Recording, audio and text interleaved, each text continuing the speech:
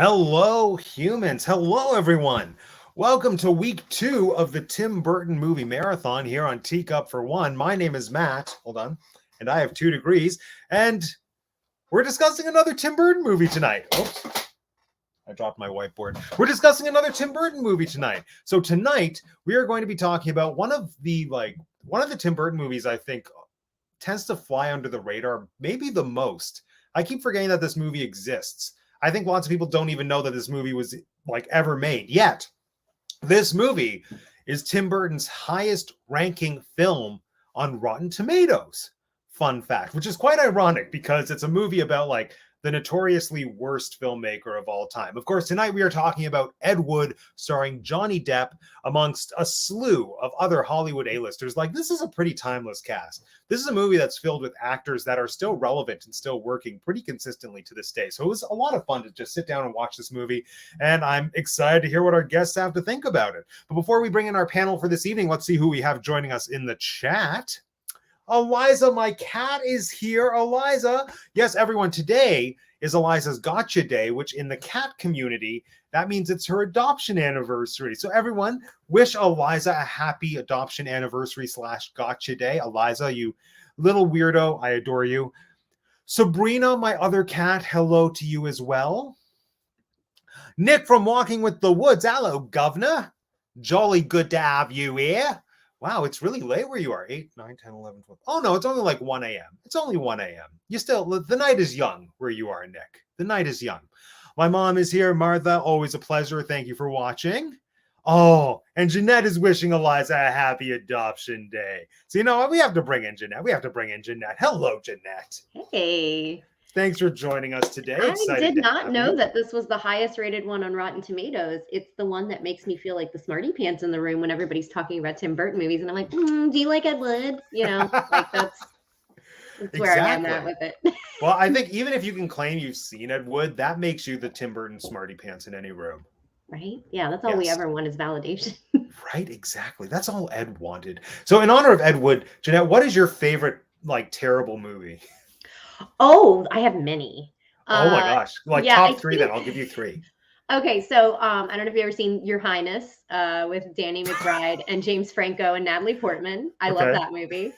Gosh, oh my goodness. Oh my God. There's a bunch of bad. I guess May is not a bad movie. It's an underrated horror movie that I've literally never met another human being that they know what it is. I don't even know what a May is. Okay. I just saw it ranked on a list of horror films, in a good way, not in a bad way. So I was like, oh, maybe it's not bad. People just don't know it. Mm-hmm. Yeah, I don't know. I feel like there's more I'm forgetting. I'm sure my friends and my family would be like, you know, that one that you make us watch all the time. I'd be like, oh yeah. I get that reaction a lot. Not again. No. I don't even know what my favorite bad movie is. I want to say High School Musical, but nah. That's too good to be a bad movie. Right? Yeah. I think there's also ones that are bad because we're not supposed to like them, but we do. Right. Exactly. I don't know. I need to think on this. I need to figure out what it is. Well, while I think on it, let's bring in our next guest for this evening. It's Alex Titi, everybody. Hello, Alex. Hello, Alex. Hello, folks. Solemn entry. Hello. Yes, so solemn indeed. So, Alex, yes, same question, please. Favorite terrible movie? Well, there's of course the pedestrian answer, The Room. Tommy Wiseau's The Room. Okay. I have a hoot every time I watch that film. I'll also throw in a Wild Wild West. Oh, that's one. Nice. That's one. I love Wild Wild West. And I'm like, it has amazing actors. What are you telling me? It's a bad movie. It's not a bad movie. Yeah. I loved it growing up. And then I did watch it at some point in the last 5 years or so. And I did have the personal realization that I thought it was a not great film, but I still enjoyed it. I still had fun watching it. So good choice. Yeah. Solid choice. All right. Let's bring in our final guest for this evening. It's Lisa, everybody. Hello, everyone. Hello, Lisa. Alex, what a look of shock. So yes, Lisa, welcome. Same question, please. What is your favorite terrible movie? I'm going to have to go with my favorite terrible movie as Peter Pan 2003. It's my favorite. Though? Like that one. Favorite? No, I guess my favorite terrible movie. That's like my least favorite. I don't know. I remember being shamed in high school for liking Titanic. How could anyone shame you for liking? That is a legitimately well-made movie because of the editors. James Cameron is lucky that they saved his movie. The box office. Helped argue. Yeah. Well, I mean, I was in high school in like 2011 era, and so I guess it was like an older movie, and everybody was more into like Transformers and like those weird, like love like critically acclaimed films. Yeah, Titanic wasn't even 10 years old when I was in high school, so it was probably a little bit less stigmatized. It wasn't an old movie. Oh yeah. True. It was still kind of new. Okay, I know. Now I think it's considered a terrible movie by some amateurs, but I would say King Kong the original, like with the claymation. It's fantastic. It's so fantastic. Yeah. Wow. But I would argue that any newer iterations of King Kong are arguably a worse movie. I love King Kong with Jack Black. That movie made me so angry. I have a little soft spot, but no, I love not that a great movie. That movie annoyed me because the dinosaurs and King Kong had no motivation. And it made me angry. I just remember like it being such a aspect again from high school because I had to watch it for French class. Me too. That was so random. Why did they show us King Kong in French class? Don't know why, but like I love Jack Black. I really was a Naomi Watts. Yeah. Wait, they showed you that King Kong in French? Yes. They showed us the 30s King Kong. Oh no, yeah, we saw like the early 2000s. Is Jack Black and Adam Brody in the same? Are they in the same movie? Not Adrian Adam Brody. Yeah. Adrian Brody, yes. Yeah. Adrian Brody. I feel like there was a time period where Adrian Brody was literally in everything, though. Yeah. Oh no, he still kind of is, but like people just don't care anymore. Not good movies. Yes, exactly. Well then, fantastic. Let's talk about this movie. Had anybody seen it before? Mm-hmm. Oh yes. Oh, okay, fantastic. Well then, Jeanette, you know the opening question. Recount for us the first time you saw Ed Wood. So I don't remember how I got my hands on it, but it was a DVD version. And I either rented it or we found it in like a bin. I probably found it. So the head shop by me growing up had a movie section, like records and movies and stuff. So like I probably found it there for super cheap. And just watched it with my friends because we were big Tim Burton nerds. And we were like, oh my God, we found it. Ah!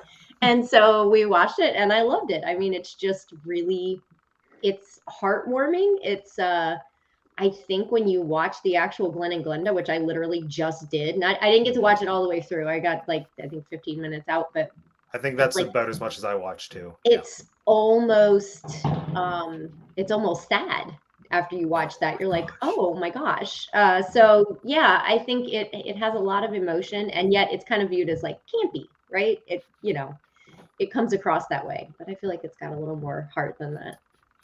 Well said. I think, I similarly saw it a while ago. I think it was around the time I decided to try to become a pretentious film person. And I just thought I want to watch like really obscure Tim Burton movies. And then I discovered this one and I watched it once. I enjoyed it. I had no cultural references for who the people in this movie were, aside from kind of knowing who Bela Lugosi was. So it was cool coming back to it.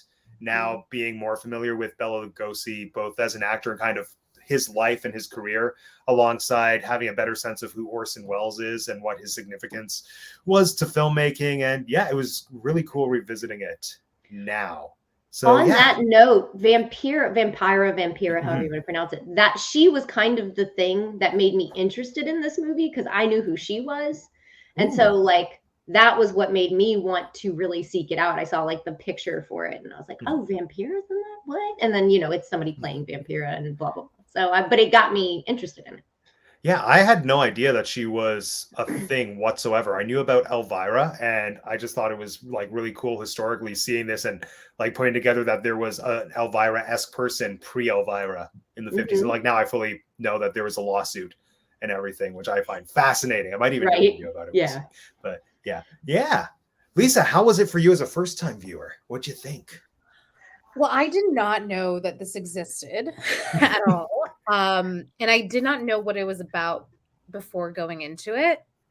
And so I was left not confused about the story, but just confused about how I felt about it. Okay. If that makes any sense. Like, yeah. I don't know if I liked it, but I know I didn't not like it. So maybe this conversation will help me realize what I truly feel about Ed Wood. But yeah, I appreciated the performances, and I do appreciate like Blast from the Past, old Hollywood tribute. So yeah, just left feeling confused. Yeah, I think that's a good way to explain how I feel about this movie. Appreciate is the best word. Like once you said that, I thought that's it. That's how I feel about this movie. I don't know if I like it. I appreciate it. I can like recognize that it's a well-made movie, but also I have this weird thing. I don't like narrative pieces where people are making something about a creator making art. I think it's really self-indulgent, which is why I don't like Sunday in the Park with George. We'll discuss that eventually. We'll get there eventually. Yes, I know. I said it. Okay, another conversation for another time, but that broke my heart. I'm sorry. I'm waiting to be enlightened. I want to like it.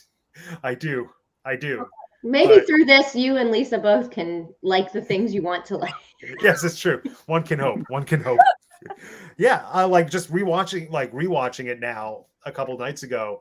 I just don't know what purpose this movie serves aside from just telling me a semi-interesting story about a semi-interesting human who I don't think he had any super prolific, as Alex would say, impact on the film industry. I just think he's an interesting figure in film history. And I think it's like what I got out of it the most was the Bela Lugosi side of it, just sort of that tragic character piece. And we'll talk about him and Martin later because I think he's amazing and he deserved the Oscar. So good job, Barton.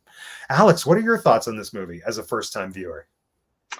I want to give a special shout out to Secret Window because that's the movie I thought this movie was. Yeah, well, so that might be another one that I thought that I like that a lot of people think is a bad movie. I like that movie. Oh, I loved Secret Window. Yeah. I have no idea what Secret Window is. Secret Window is the movie with Johnny Depp where he's a writer who's kind of locked up in his house, and then a mysterious man played by Ed Harris, I think, shows up and like, oh, is it not Hank Azaria, John Turturro? No, isn't it Ed Harris? I only think it's Ed Harris because Alex told me it was Ed Harris. Oh. I was trying to justify why I would conflate Secret Window and Ed Wood, and I landed on Ed Harris. But let me see. John Turturro. Oh no, you're right, John Turturro. Maybe it's just because John Turturro in that movie looks like Ed Harris in Westworld. Is Ed Harris the guy in Westworld, the older guy? Yeah, that's probably why. All right. So yeah, no, I thought I guess Ed Harris was in Secret Window, but the name Ed Wood, I thought there was a character named Ed Wood in Secret Window, and so when I heard Secret Window, Tim Burton, Johnny Depp, I was like, oh yeah, I've seen that movie with Johnny Depp and the guy named Ed Wood. But anyway, so that's the special shout out. But no, first time watching Ed Wood. I thought like I enjoyed myself, but I wasn't confused or anything. It was just like I just interpreted it as a biopic, as a story about a guy who existed, and here are the things that happened to him and the people relevant to sort of his story as a filmmaker. And yeah, so I thought it was an interesting story. I thought it was really neat, the people that he met, and I guess his, like the idea of Bela Lugosi being like somebody that he, to some extent idolized, and then having the opportunity to work with him. And also that in spite of how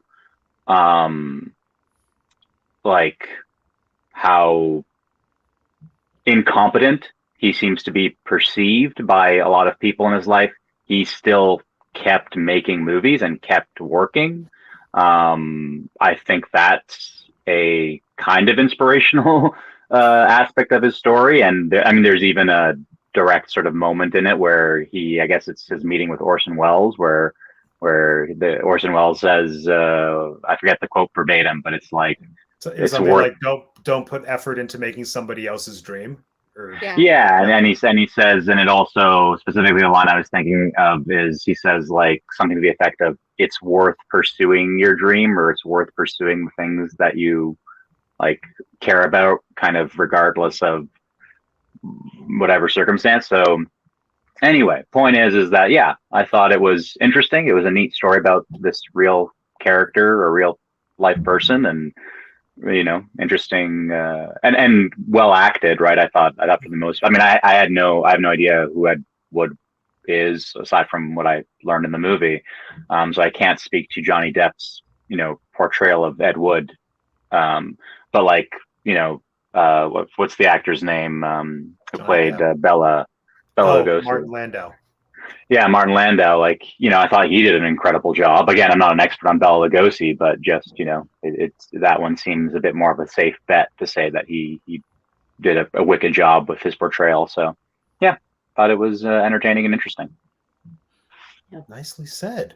So what would you say is the biggest thing you took away from having watched this movie? Because I think biopics are just interesting in general. The whole question of like, who deserves air quotes to get one made?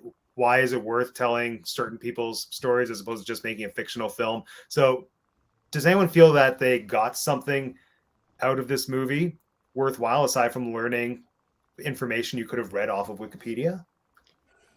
I'll say, because I feel like this might fit under this, or it might fit under the does it hold up? I'm not sure.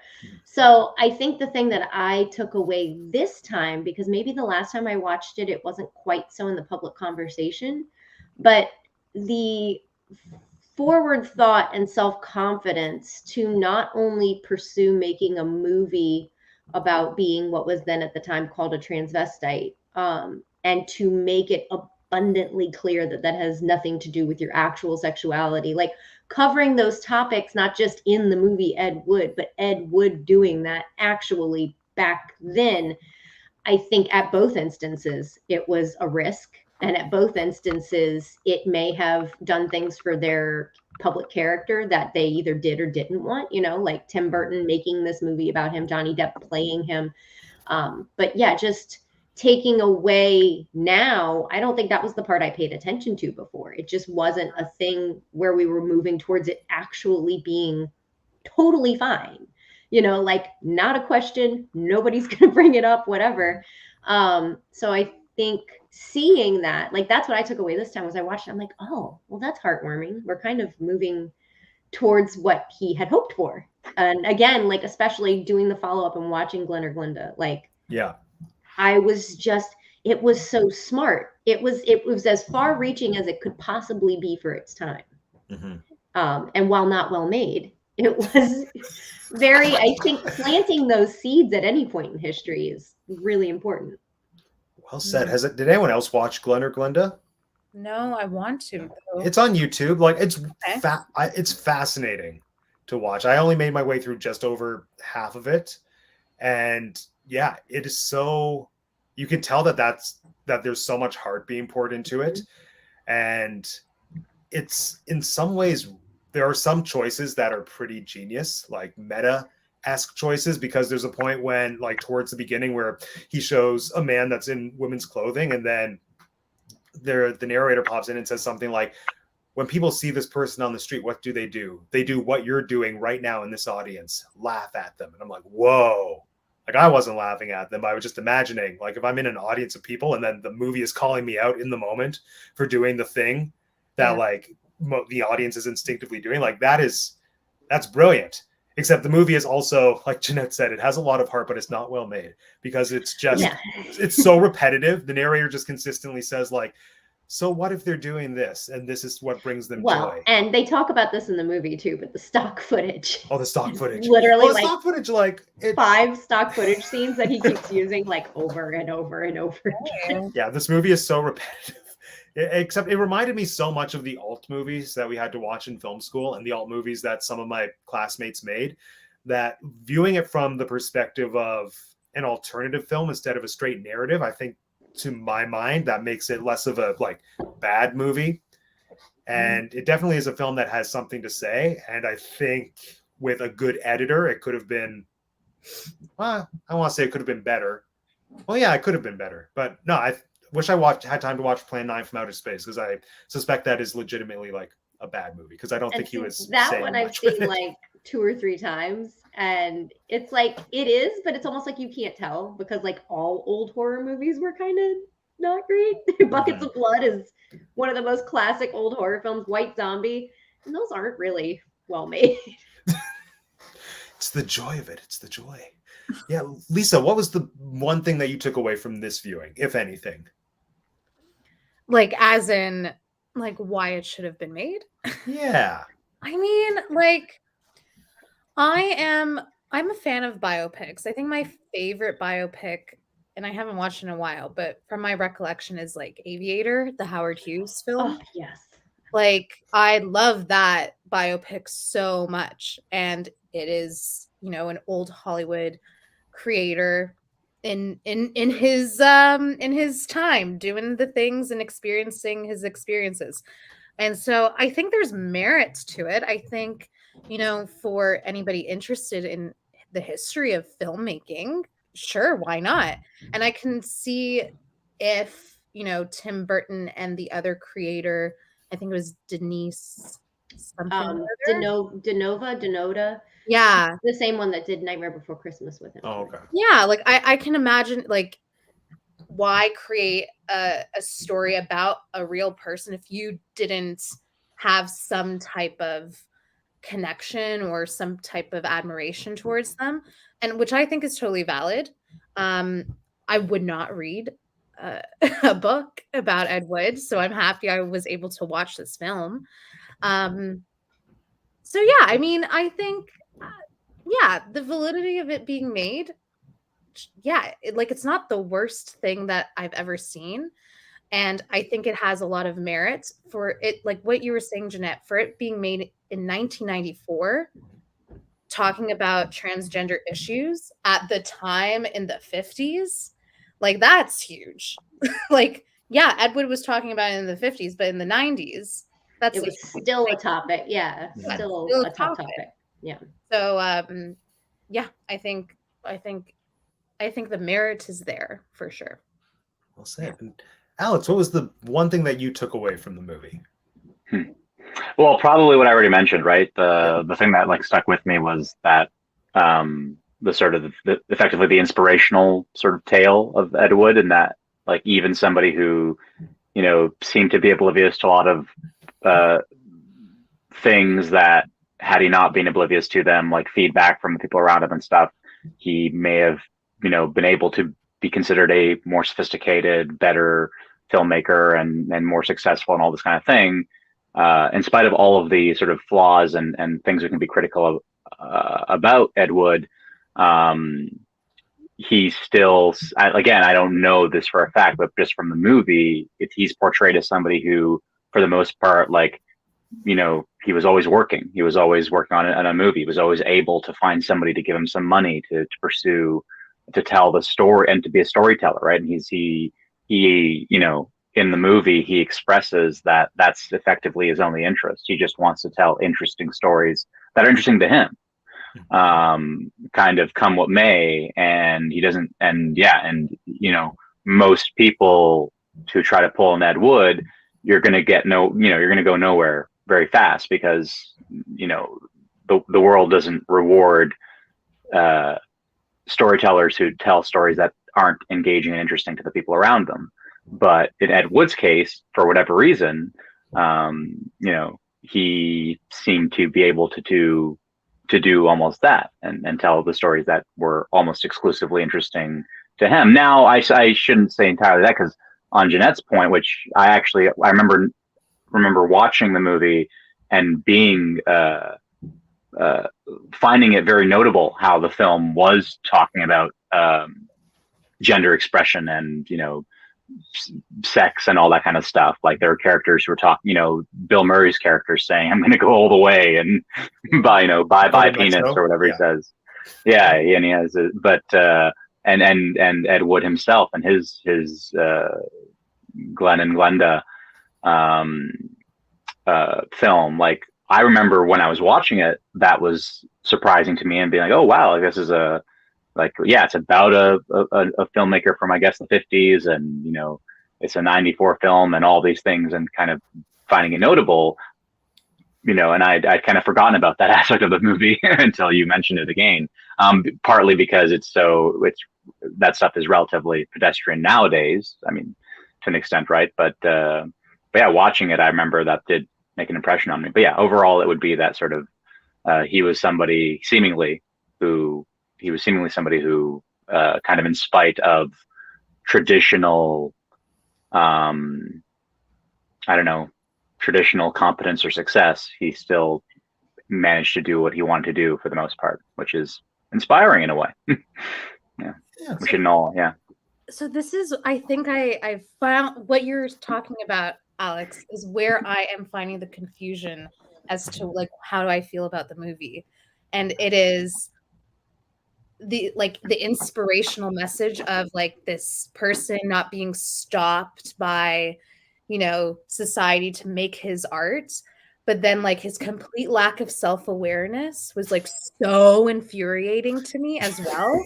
And I was like, yes, I believe people should like make art without like other people's and other institutional standards. Yes, go for it, do it. But then I'm like, but if you're not good at it and like you want to make money and you want to be known for that, you need a little bit of self-awareness and like, I don't know, like the competency of like taking notes and advice to like get better and to like try new things. And so I think that's where I was like, oh, this man or this character that Johnny Depp is portraying is like, I don't know how I feel about you. No, I think that's exactly how I feel too. Yeah, because I think that's where the fact that I feel like we're supposed to take away that we aren't necessarily supposed to respect him of your own volition, whatever, as a director per se, but as a trailblazer, I feel like, yeah, the movies are not good. And they make that point and they show why. They show why he was a bad director, a bad movie maker. But I think, and if you find out his backstory, he eventually does, even though he fights making smut films and he says, oh, this can be something so much more, he does eventually end up making smut films later in his career. So he does succumb a little bit to the public domain, for lack of a better description. And so that's interesting to me because they do tell the part of his life that is the most inspirational and they don't follow down that road very much.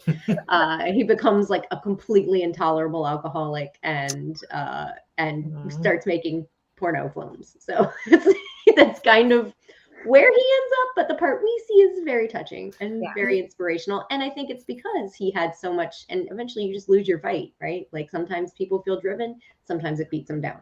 So I feel like we got to see the part where he was being beaten down and it hadn't happened yet. So yeah. And the movie definitely felt like it just ended out of nowhere. And like it took us kind of through 3 of his movies and then just over. And even the title cards at the end explaining what happened to everybody felt very tongue-in-cheek. Very much like, we know that the movie just abruptly ended, but like, here it is. Glossed over. Enjoy. Yeah.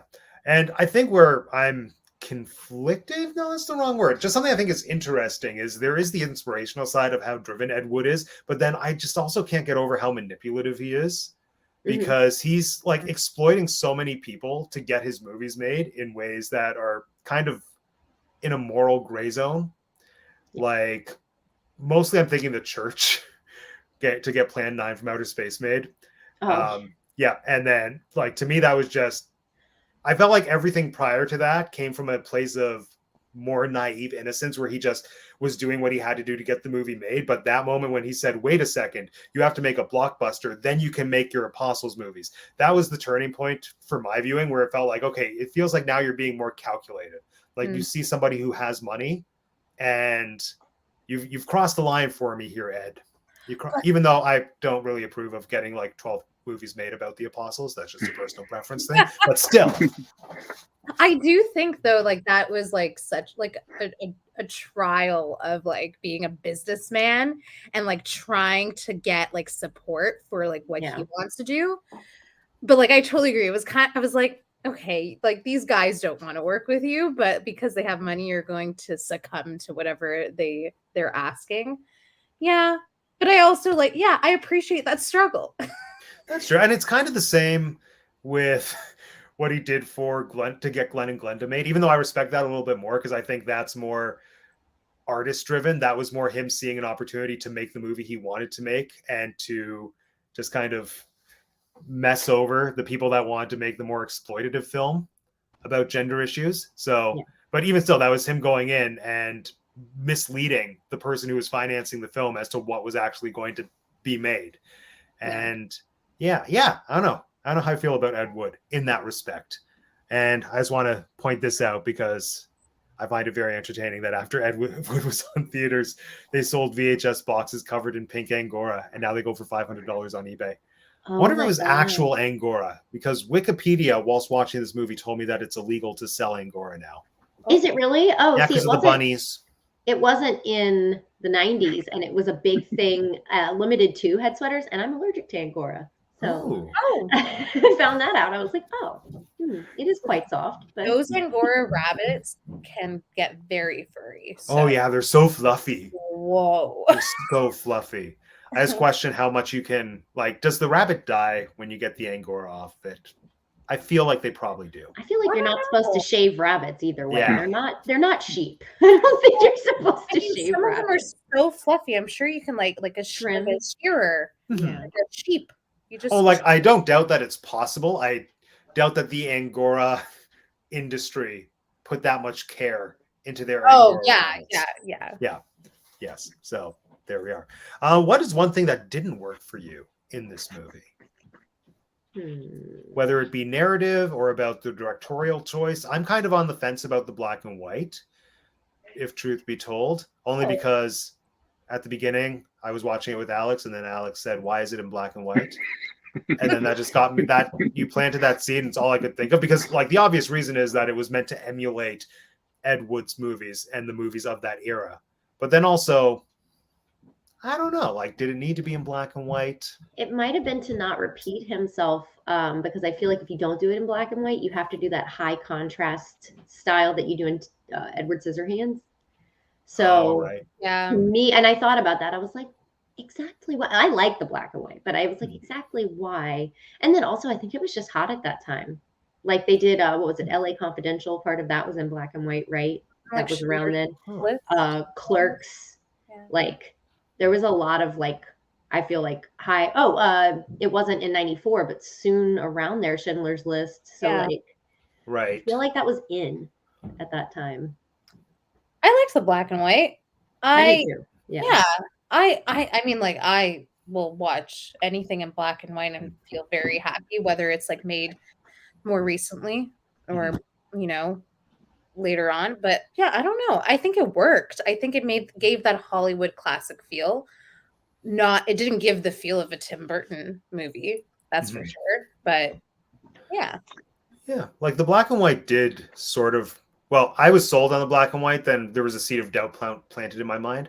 But it kind of grew on me as it went on, because I realized that a lot of the aesthetic choices that Tim Burton were making maybe I was just reading too much into it, but it felt like he was drawing on elements of both Ed Wood's films alongside the movies that kind of inspired him. Like there were shot setups that felt very Citizen Kane to me, specifically when they were in the theater watching the movie. It felt reminiscent of like the opera scene in Citizen Kane. And then even the fact that all of the Bella scenes when he was on his deathbed had Swan Lake underscoring it, says that was like the predominant theme used in Dracula.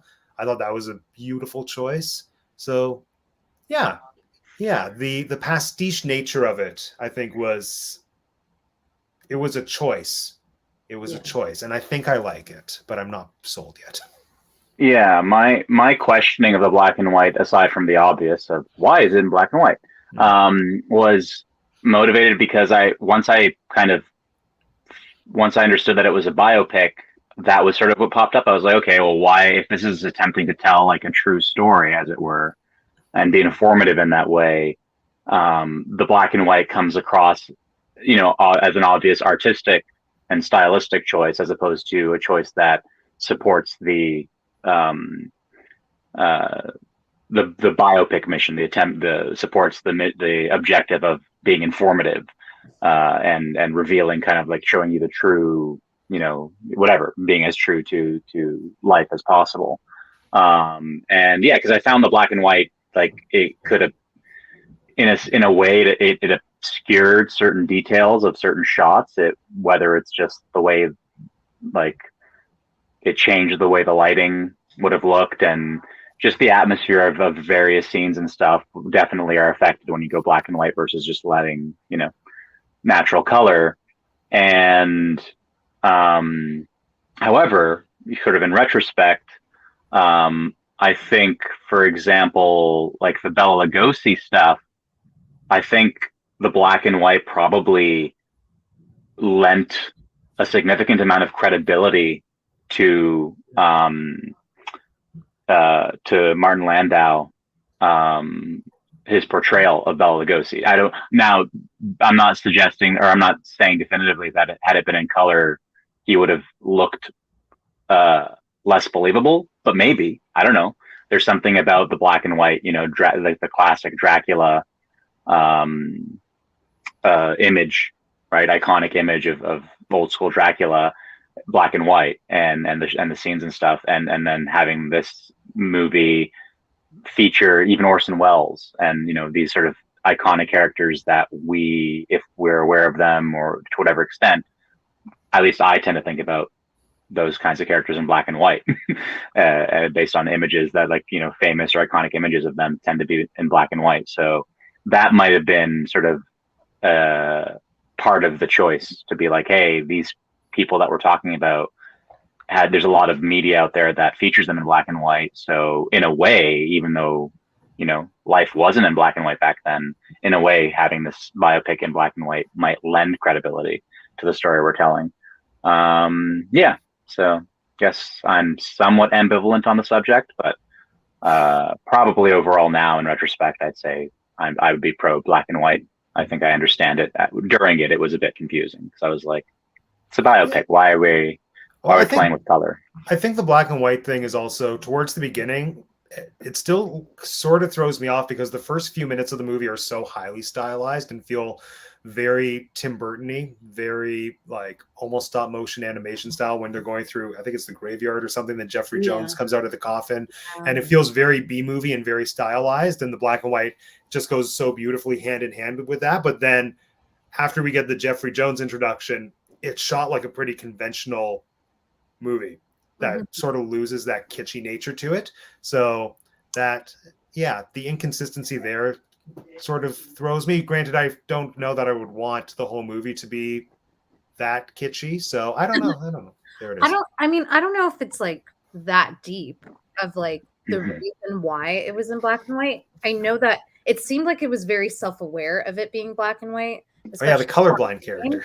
Yeah, the colorblind PA or tech guy, like being like, I don't know what dress is best. The darker gray one. I'm colorblind. Like that was like, yeah, we're in a black and white movie.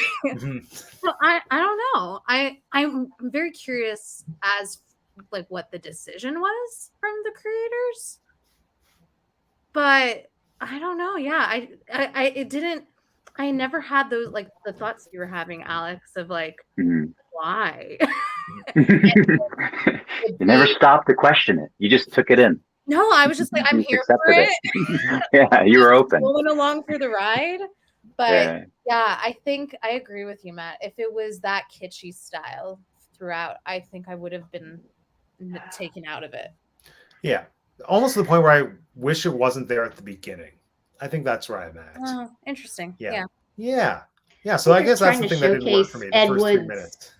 Yeah, I think they're trying to showcase Ed Wood's actual like movie, even though he didn't have stop motion. He had Bela Lugosi flailing, but you know, I think that the thing that I didn't particularly care for is, and I don't know that this is how it did or didn't happen in real life, but the introduction of Patricia Arquette's character, I'm like, and they were the ones that did stay, like in real life, they stayed together until he died. Mm-hmm. So like they did have a lasting relationship. And so because of that, I feel like I wanted something more than just him meeting her in a waiting room.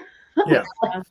And she's Patricia Arquette in general is a very mild-mannered actress. Like her characters are always soft-spoken, even if they're bad, they're still soft-spoken. And so I didn't feel like that lended itself to that sort of introduction. Like she's soft-spoken, she's mild, and now she's here. And like that was it. Yeah, I think like what I didn't care for was the opposite. Sarah Jessica Parker's character, whether or not that woman was like that. Mm-hmm. I was like, wow, she's very like abrasive, very princess-like, very turfy. I was like, I felt very like, oh my God, this is how she got Sex in the City because of like her vibrato in this role. And like, but I just like could not stand her. And I was very happy when Patricia Arquette came in. Yeah. Oh yeah. No, I love Patricia Arquette in this movie. And I think the contrast to it, just this rewatch, I realized kind of the similarities between the two of them more than I did before. Even just like visually, it was just like, yeah, like he found the version of his previous girlfriend that would accept him, which I thought was really nice. And I love the scene when they're going through the funhouse, and it just felt like Burton threw that in because he needed his Burton-esque isms. Like he needed the crazy kooky monsters on the sides. And it's just so beautifully acted too. When he tells her that he likes to wear women's clothes, and then she just accepts it. She's like, okay. Yeah, like she internalizes it. She questions like, you're not going to want to have sex with me? And he's like, no, that's not it. I just like wearing women's clothes. Like that was a beautiful scene. Yeah. I will say it's not something I don't like. But I did notice on this watch, because we'd watched it so recently, I feel like when Johnny Depp got Willy Wonka, he was like, I'm going to go brush off my Ed Wood. I'm just going to brush that Ed Wood off, and I'm just going to do that. Yeah. Totally. So that was very noticeable and like almost like distracting, like to a point of almost being distracting. I'm like, well, they couldn't have known that when they made this movie because the other one didn't exist. But now, yeah. If you had planted that seed in my mind while I was watching, I would not have enjoyed it. Yeah. Yeah. I did make that comment when we were watching. I commented on the Willy Wonka-ness of Ed Wood. Yeah. I was like, yeah, it's true. No, I think also his face just looks really similar in ways I can't articulate. I think we see forehead in both of them. Forehead, and he does that goofy grin. He does that. That's it, yeah. Really super goofy grin, wide mouth, big eyes. And I think because they did the makeup on him in Willy Wonka, not that he looked old at that point anyway, but it did make him look younger, which in 94, he would have been considerably younger than he was when he made Willy Wonka. True. Well, we kind of led into it. Let's talk about the acting in this movie. So I guess starting with Johnny Depp, how does everyone like Johnny in this film? I think it's interesting seeing him as like a normal person. Yeah.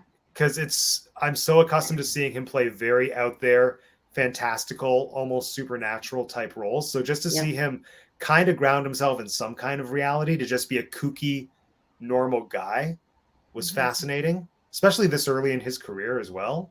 Like, yeah, I enjoyed it.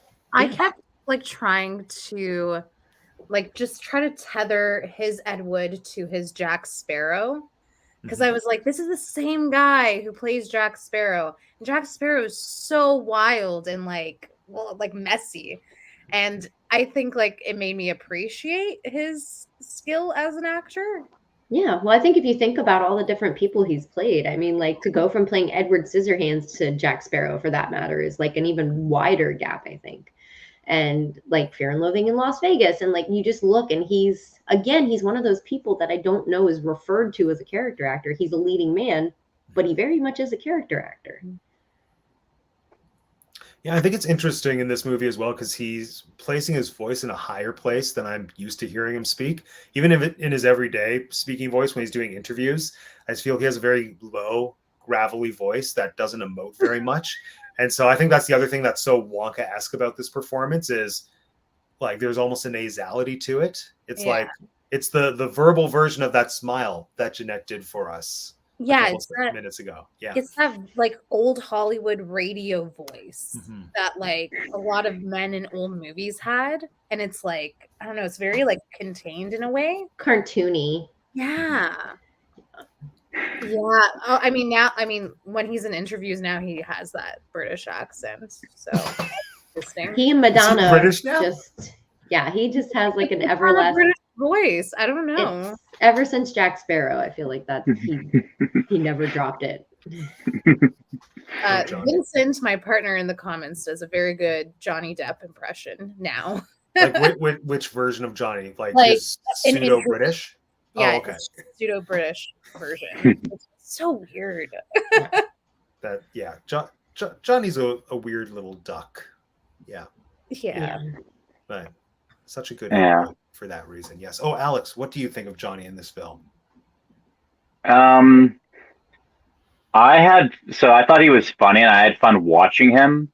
And it's kind of like the Willy Wonka thing where like when we were watching Johnny Depp's him portray Willy Wonka, like I thought like he was a very entertaining character to watch. I just didn't think he was a very good Willy Wonka. And then like in this case, I don't know anything about Ed Wood aside from this film. So, but to me, he was like, I very much don't agree with your like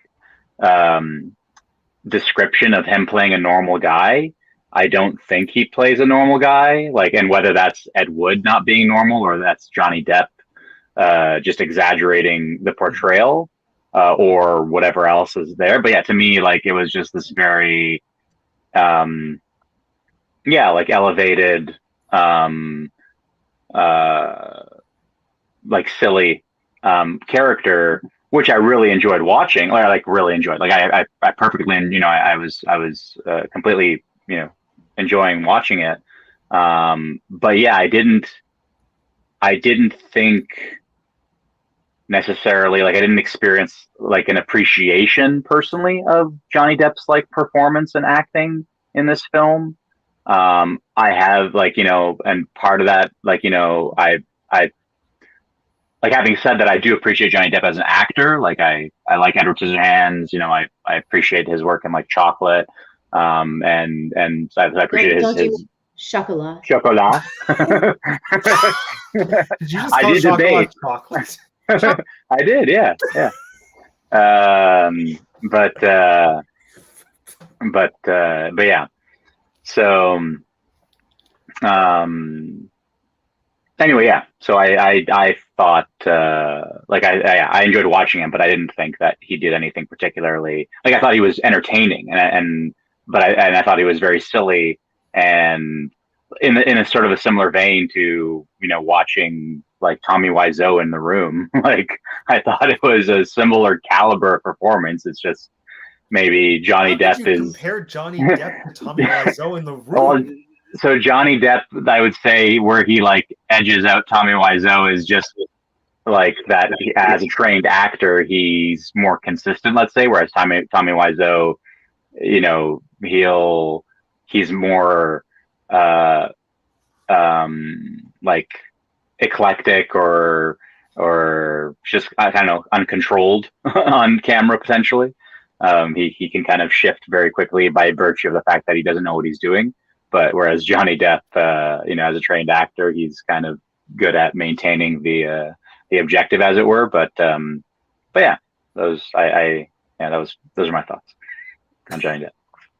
Well said. Fascinating. Well, it's making me think back to when I was watching it, and maybe like let me know if anyone else kind of sensed this. It felt like there was a heightened stylization to all the performances that was almost reflective of how people acted in Ed Wood's movies, but at the same time within how stylized and heightened they were still truthful it's hard to articulate, but like the way that they were speaking, the speech patterns, the articulation, everything to me, it felt very reminiscent of just watching the scenes and the interactions in Glenn and Glenda.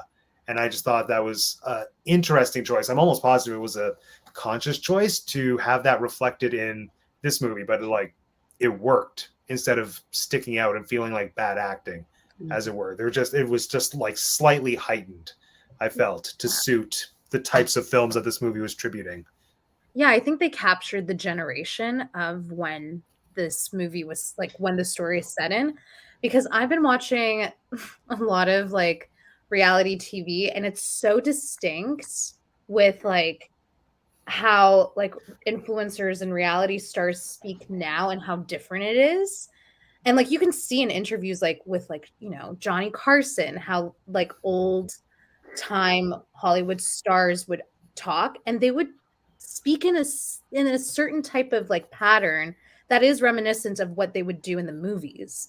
So Yeah, I was really highlighted that like that. I was just about to say, they're talking about a bunch of people who have extremely stylized, extremely specific images and sounds, like Vampira and like Bela Lugosi, and the wrestler Tor. Like all those people have extremely distinct manners, and I did think the whole thing the whole movie does feel a little bit like a stage play, but like for a movie. And on the note of acting, one of the other things, and when Alex brought up Bill Murray's character, I remembered it. That's another thing that they conquered in this, or like covered, I should say, in this movie, is cast people who are that thing for that thing. And to him, it seemed so common sense. But then like everybody was like, wow, what are you gonna do that for? You know? And so I thought that was something else that I really liked. And it had to do with acting. Like in his movies, he wanted authenticness. Whether that was the best acting is questionable, but yeah.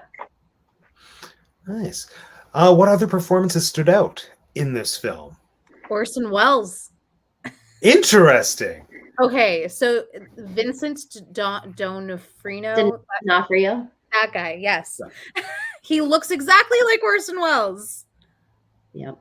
Yeah, he looked exactly like that dubbed voice. I didn't realize the voice was dubbed. I think it was Orson Welles' I haven't looked this up. Don't quote me. I think it was Orson Welles' actual voice. At that point, was he still around? No, he died in the 80s. So. He died in the 80s, I think. So I don't know. On the wiki page, it says a gentleman named Maurice LaMarche or whatever provided Wells' voice and is uncredited for that. I hope he got paid though. Oh, I'm sure he got paid. No, of course, everybody gets paid. I was very taken just by the look of Orson Welles. I was like, that is him. So that was a standout moment for me. Yeah, I kind of had that moment too. I forgot Orson Welles made an appearance.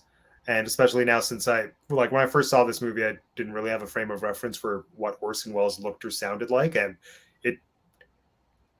I wasn't taken out of the movie. I was able to buy into it being Orson Welles. And that's one of the issues I have with these types of movies. Yeah. You know where I first learned what Orson Welles sounded and looked like was Bugs Bunny cartoons. Because they would have him in there, and he was like one of those caricatures they would have around whenever they were running around Hollywood. You know, he'd run into stars and stuff. And that was one that he always had, was Orson Welles. That's amazing. Yeah. Same reason I know who like Groucho Marx is. He was in Bugs Bunny cartoons. I never watched any Bugs Bunny cartoons, but they had that similar, I guess, bit in Tiny Toons, which was one of my favorites growing up. So yeah, fun. So yeah, Orson Welles. Oh my gosh. Well, do we want to talk about Orson Welles now? No, we'll get to that in a second. Alex, a performance that stood out or resonated with you that we haven't touched on just yet. Oh, that we haven't touched on.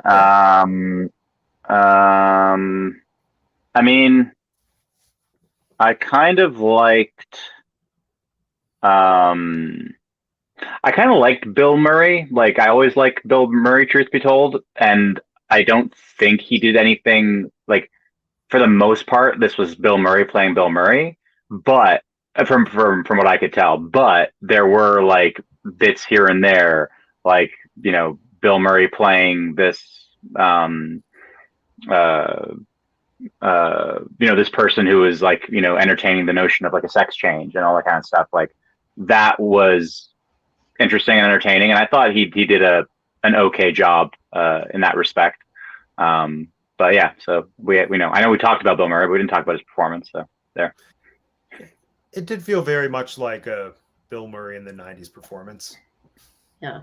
I do think it's pretty funny and like contradictory for him to be playing the person that gets cast so that he has real transvestites in his movie.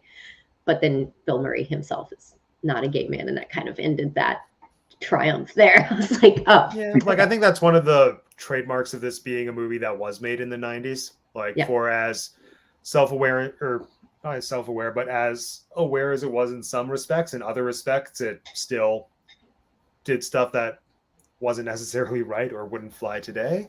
But there it is. Yeah. Bill Murray. Jeanette, favorite performance that we've yet to touch on?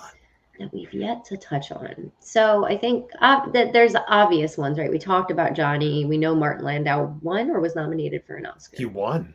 Oh, so wow. Yeah, and I know he's not a good guy, and he had a fairly small part in this movie. But I thought Jeffrey Jones, like I like his character. I love characters like that are like, they know that they're BS, but they love their BS and they live in it. And I kind of like that. Yeah, it was a very good role, I think, for Jeffrey. Yeah. And like I think Tim has his collection of actors, and he just knows where to put them. Yeah. And he puts them in the right spot, especially because I saw begrudgingly Mars Attacks right after watching this movie. So seeing Lisa Marie in Mars Attacks right after seeing her in this film is like, yes, you have a thing that you do, and you do it exceptionally well. Yeah. Like you're really good at being creepy and distant at the same time, Lisa Marie, and like, good job for you. Yeah, when I saw Lisa Marie, like I don't think I ever really knew who Lisa Marie was, and then I thought it was Lisa Marie Presley, and I'm like, I still think it's Lisa. I know it's not. I still think of her as Lisa. I didn't know she was in this, and then I look, I'm like, oh no, this is a totally different person. Yeah. Yes. She was. I mean, I don't know Vampira at all, but I really enjoyed her performance. Oh, she was great. Yeah. She was so great. And yeah, I don't really have a frame of reference for what original Vampira was like, but I get the sense that what she showed us was more or less it. Like it seemed pretty true to the time period. Just even the way that she was articulating her words, everything. And also just the dichotomy between her being on screen Vampira and off screen, like when she takes off the wig and she's just really over it. And she's saying like, call the network, I can't get your movie on my TV show, whatever. Yeah. She does such a great job.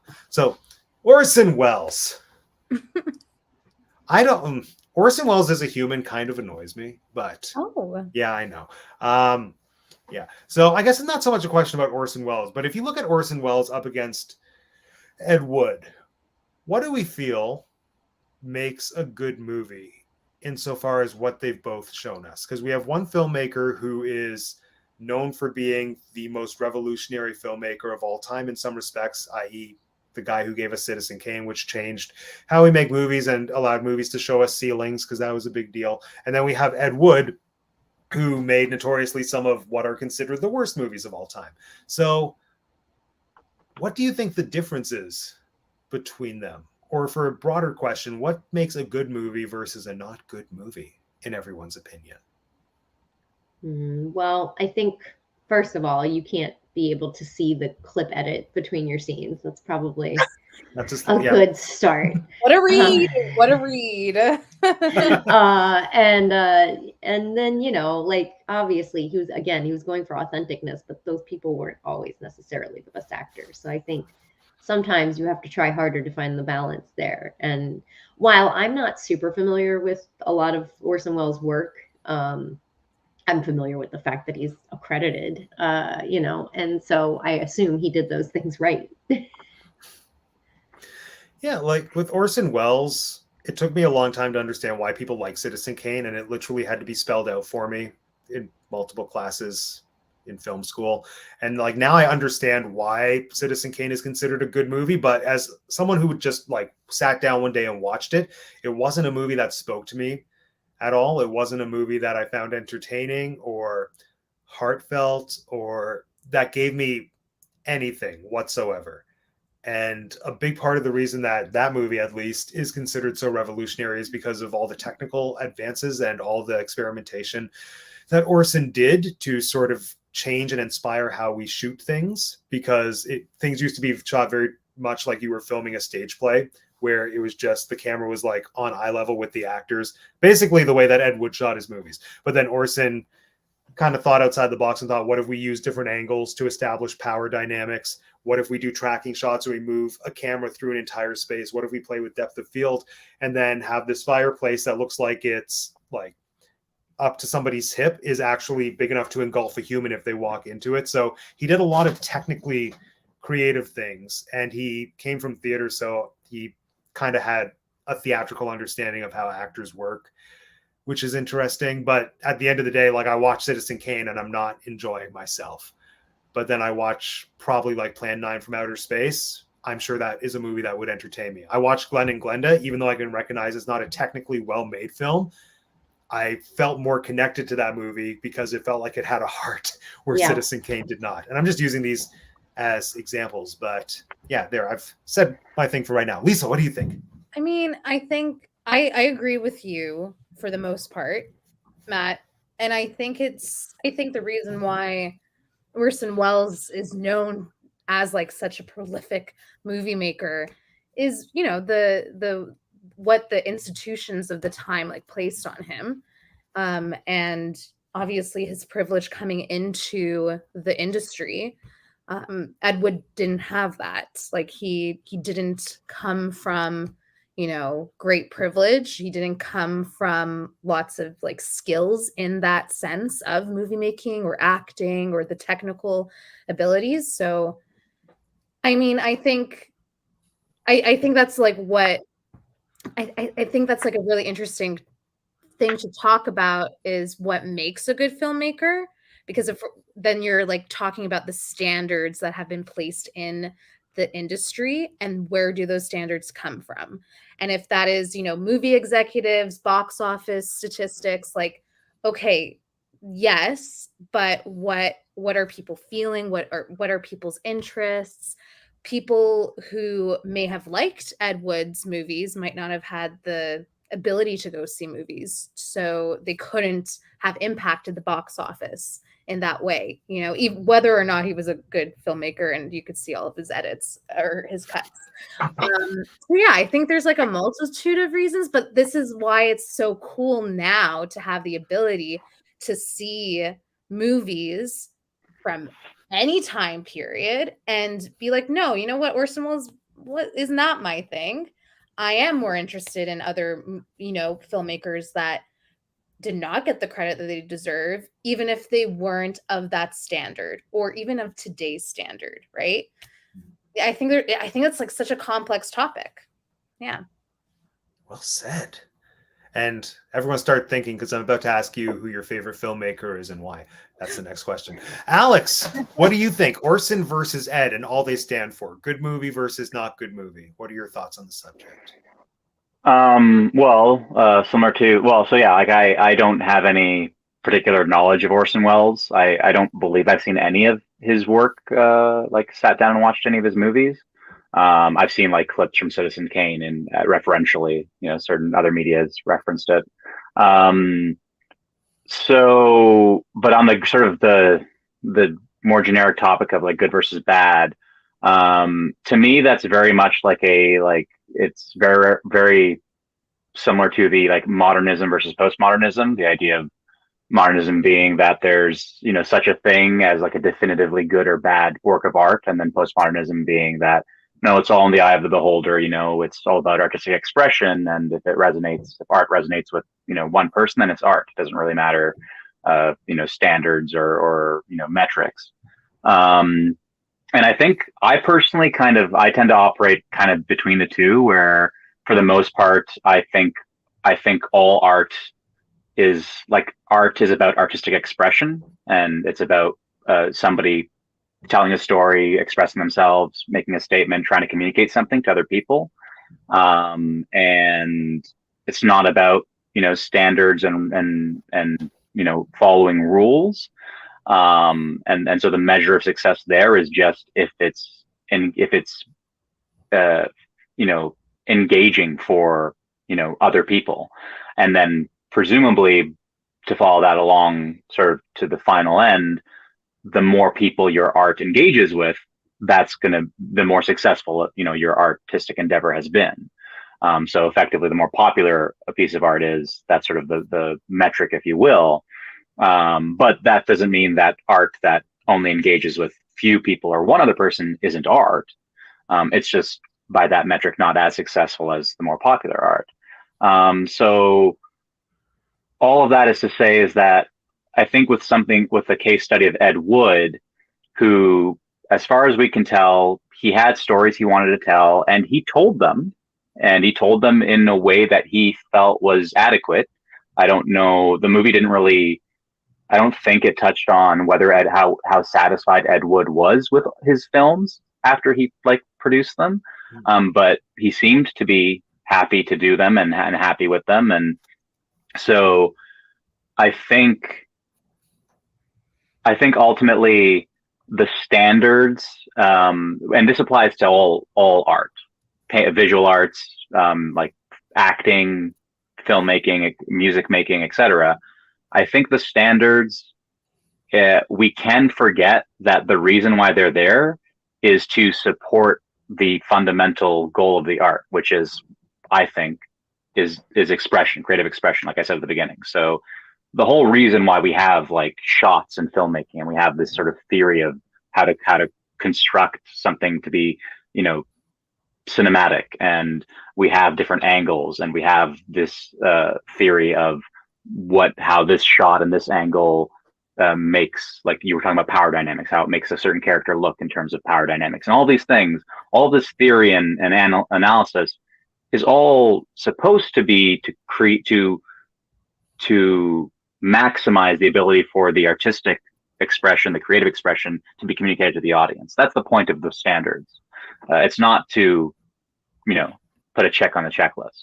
It's to support the creative expression.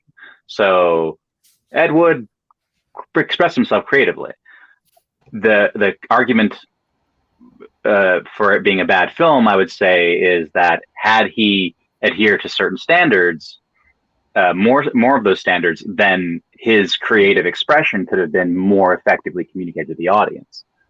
On that point, I would agree. I would say that's a good argument. But the argument that Ed Wood is a bad filmmaker simply because he didn't, he had shitty editing, or he did this and that, those are less interesting arguments to me, because that's not what the point is, about filmmaking or any kind of art. It's not to, again, check the checkbox. It's to support the creative expression. I enjoy that. Yeah. Check the checkbox. Well said, Alex. All right. Now, I know Jeanette has to leave soon-ish, so we're going to jump to the game, but then we're going to circle back to this discussion of who is your favorite filmmaker and why, because I find that to be a fascinating topic, and I'm excited to talk about my person because lots of people don't like his movies. So, I know. And admittedly, he's had some stinkers, but there it is. So, who hasn't? Right? So, I don't normally like to repeat games, but Alex loves charades, and last week was lots of fun. So we're going to do charades again, but this time they're all movies that are widely considered the worst movies ever made. Oh my God, amazing. I can't wait. Let's see what here. We have a new friend. Vision Boutique is here. Great movie. My father could not understand that it wasn't actually Vampira. And oh my gosh, really? That's so cool. Aww. Absolutely favorite Tim Burton movie. I have a love of the ultra indie Ed Wood style filmmaker who just goes for it. How many of us have ideas and never even try? Well said. I do think it is an inspirational movie in that way. I think as much as I don't like movies about artists creating art, this movie did speak to me, especially the part when Orson Welles said, "Don't make somebody else's dream," because half of my year was dedicated to creating somebody else's dream. So here we are. I'm in the middle of posting an episode tonight, so I'm in and out. Oh, I need to go listen. Yes, everyone, listen to Bitch and Boutique. Friend of the channel has a podcast. Fantastic. All right, so same rules as we did last week. We're going to go around the circle, and if you want to, you can do movie, but they're all movies, so we already know that they're movies. So recap of how the charades work. You don't have to do this, but if you want to, you could do word count, 2 words. You could do syllables like first word, 3 syllables. This means sound like, sounds like. What else is there? Little word could be or the. What's this, Alex? Synonym, I believe. And when I played it, this was synonym, this is antonym. Like if you wanted to. Too much. Sounds like if somebody's saying a word that like they're in the right track, you can say like this is like it means that like it's a word that means the same thing, like a synonym. So I said it wouldn't be sounds like, and then an antonym would be like the opposite. Alex, you're complicating charades. Anyway. With big words that I only kind of know. Okay, here we are. So, we'll start at the top. Jeanette's going to be first. Oh yeah, Alex, you weren't here last week, so I need you when you're not the person charading to close your eyes. Whilst I show the clue to the person who will be charading. So I'm going to close my eyes. Close your eyes right now. Okay. I don't believe Alex is closing his eye. Alex, I need to see you covering your face. Yes. Okay. Good. Okay. Yeah. Okay. There we go. Wait, no, like this. Okay, we get no. No, that's a good movie. That's a good movie. I'm not charading right now. No, you're just Oh, now these are bad movies. Yeah. Okay, we can look now. Okay. Okay, and all right, I have to start a timer because you have 60 seconds. Let me find it. Now that's my alarm timer. Here we go. No, 1 minute. 1 minute. Okay, 3, 2, 1.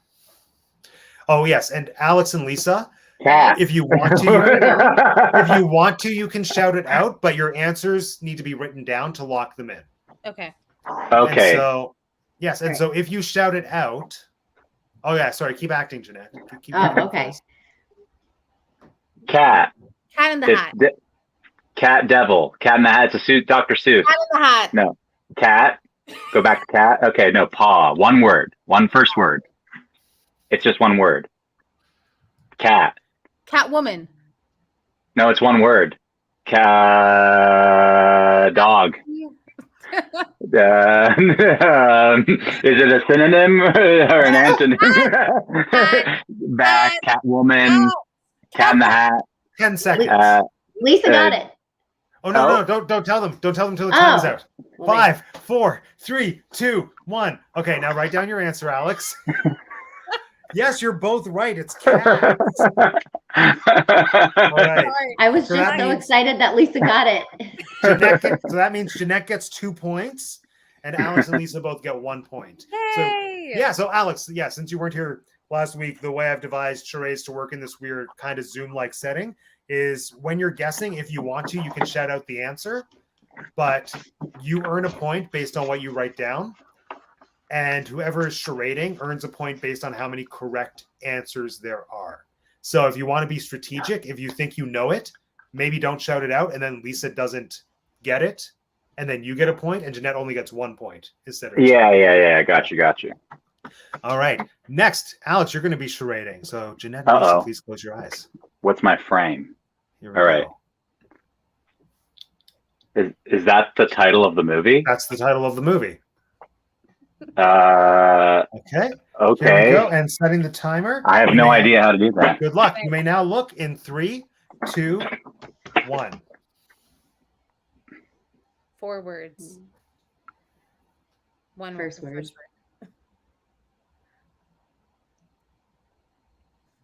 Looking, searching. Looking. See. Disgust. Annoyed. This is Second word. 2 syllables. 2 syllables.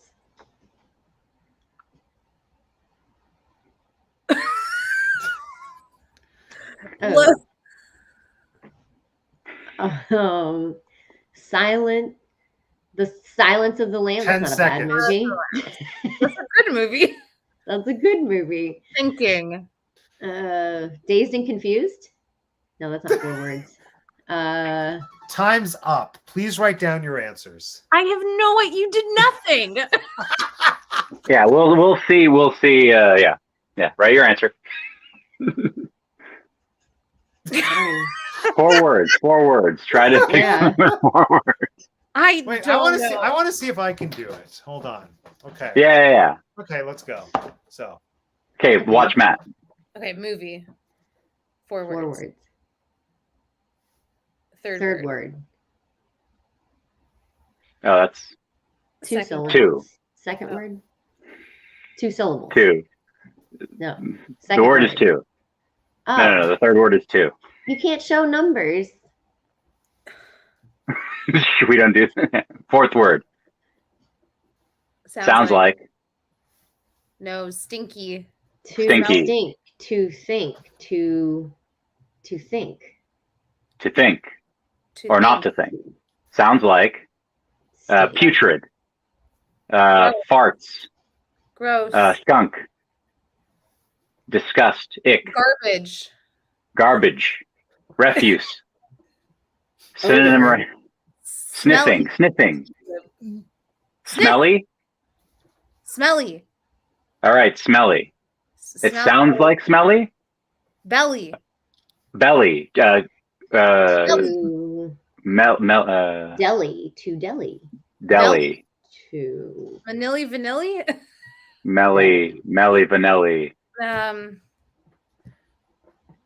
don't know. Jelly. Jelly. Alex, you know what it is. I know, but I'm trying. Okay. It was from Justin to Kelly. Oh my god. So what do you guys think? What could I have done aside from What was it? From Justin to Kelly was the title. And I have no idea. I've never seen that movie. Hard. Yeah, it's the movie starring Justin and Kelly from the first season of American Idol. If I would have seen the film, maybe I could have had some way in and hoped Not a that good another movie. fan That's of the the movie. brand. That's the brand. You've done something like American Idol, but then like you need to know. You need to have a lot of Yeah. Yeah. I thought that'd be an easy one. Okay, next. Lisa, you're up. Others, close your eyes. All There right. we go.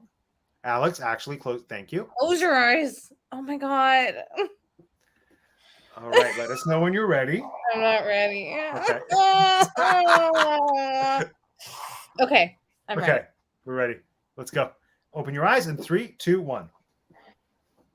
movie, obviously. Yeah. 3 words. 3 words.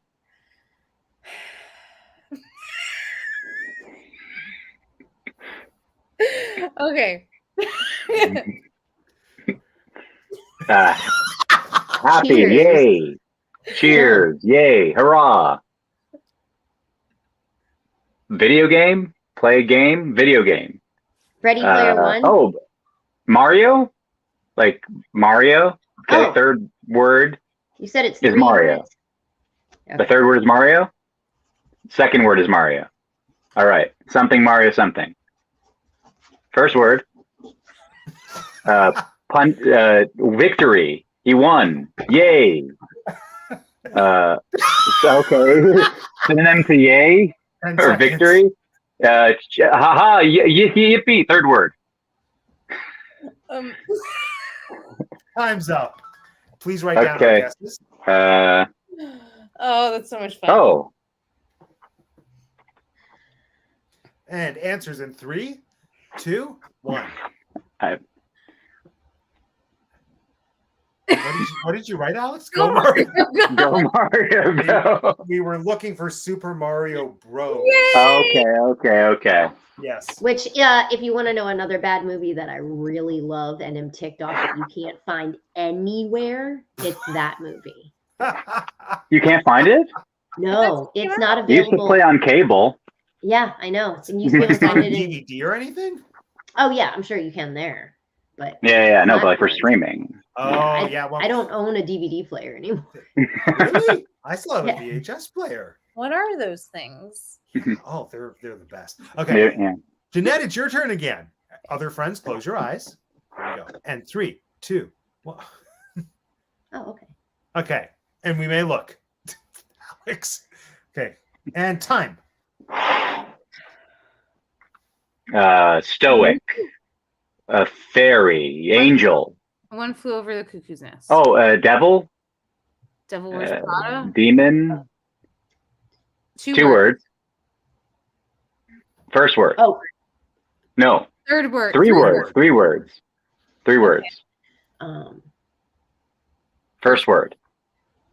Devil. Devil. Second word. Small word. Third word. Bird. Flies. Flying. You can't see what I'm doing, so I'm going to tell you what I'm doing. I'm putting my hands on my hips. Lady is Statue of Liberty. 10 seconds. Is this Devil Wears Prada? Is that Woman? That's a good movie. That is a good Oh, yeah, that's true. That's true. 3, Yeah. 2, Woman in Black. 1. Devil. Time. Please write down your guesses. Devil. No. I don't know. I don't even know if this is a movie. This is not a movie. And answers in 3, 2, 1. Wait, I'm still Devil. writing. Okay. Devil in Waiting. What did you write? Devil's Advocate. The Devil's Advocate. That is a movie, and it's not a great one. That's a good guess, but no. Yeah, I Batman like and it though. Oh my God, Batman! I was like, oh, I can do a bat. I was like, I can do a bat, and then I was like, how do you do a bat? It looks like a bird. I would have done. You could try a sounds baseball like bat. cat. Oh. Sounds Or like baseball cat. bat. Oh yeah, or bat. Yeah. All right, Alex, it's your turn. Other friends, close your eyes, please. Okay. I'm so Okay. glad Alex is getting this one.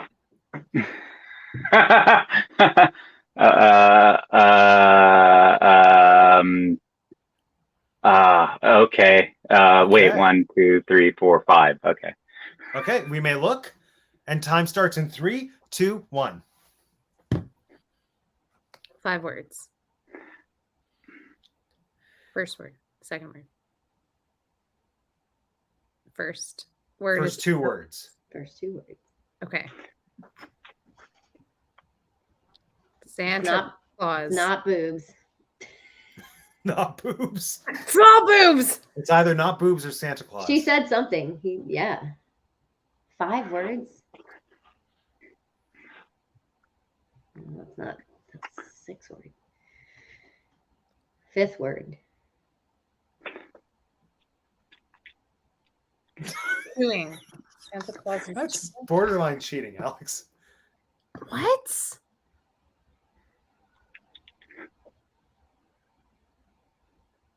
Jeanette, Oh. that's just for you. Fishing.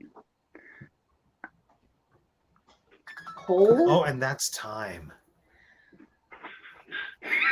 Not the black hole. All right, let's get our I think I answers could get the down. last word. I think I could have gotten it. But anyway. I have no idea. All right, let's see our best hard. guesses. 3, 2, 1. Santa Claus is chewing cookies. Super Mario Bros. Yeah, no, I question just- mark. We were looking for Santa Claus Conquers the Martians. That's I a literally movie. never heard I of was Sure doing is. the Mars Attacks. They do the sign, and then I was going act silently. Borderline Oh cheating. my God. Lisa, it's your turn. Okay. Other I friends. am ready. Okay. Close our eyes, friends. And 3, 2, 1. Here it is, Lisa. This is not a bad movie in my book. I want to say that this is my favorite bad movie for sure. Okay. Vince will testify. I think this is amazing. Okay. We may look. Oh, I'm so glad it's a movie you're passionate I about. love it so much. Okay, sorry. All right. Ready? And 3, 2, 1. Start. First word or one word? Both. 3 syllables. Yeah. Oh First my God. syllable. I want to guess. First syllable. No, that's not it. Batman, bat, cat, ear, ear, Catwoman. cat, bat, cat, Catwoman. That's the movie. All right. Would I have to write it down, really? That's the point. Well, you have to write it down to lock in your guess. What if it's not right? Well, if it's All right. I'll write it down. All right. See yeah. our answers in 3, 2, 1. And yay! The most brilliant movie ever. Halle Berry as Halle Catwoman Berry, yeah. forever. It's not. I don't even like Halle Berry that much. I just love her as Catwoman. She won a Razzie and she accepted it in person. That's a true star right there. Oh, it's true. It's true. The acceptance speech is epic. It's so good. All right. Mary's here. Yeah, we're charading again. It was a hit last week. I don't know if anything's going to top Small Boob, though, but we'll see. All right. That's great. It's Jeanette's turn to act out. Everyone, close your eyes. Oh, okay. Oh, I can't do that on here. Okay, we may look. And we start in 3, 2, 1. Jeez.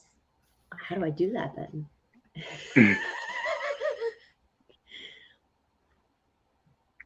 3 words. Second word. Small. Tiny. First word. Sounds like Back. elbow. Sounds like elbow. Back. Back. Back. Third word. Sounds like Fin? gills. Gills. Gills. So something that sounds like back and then gills. Back something gills. Rat and frills. 10 seconds. Jack and Jill's. Jack and Jill. Now, lock in your answers, please. And let's reveal in 3, 2, 1. Jack and Jill is correct. I've never seen that movie. I think it's double Adam Sandler's. I think it's. no. I think it's Jim. Is it Adam Sandler or Jim Carrey? No, Oh, that's me, myself, and Irene. I'm Yeah. thinking.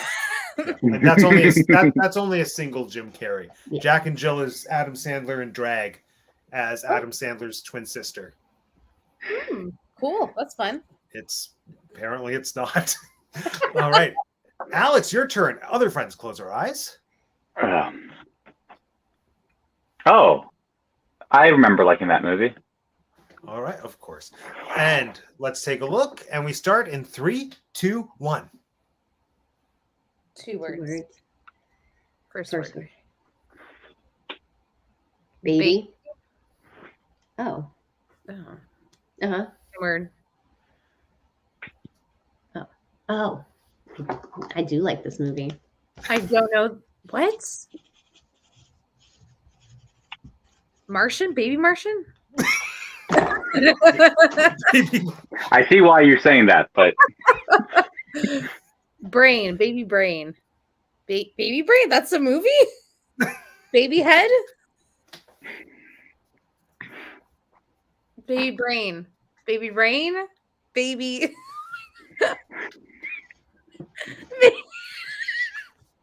Baby sky. Baby nose. Baby 8 seconds. 7, 6, baby 5. boss? Baby boss. What a throwback. And please write down our answers. Oh my god. Baby brain. I didn't even know this was thought of as a bad movie. Neither did I. Apparently it is. And answers in 3, 2, 1.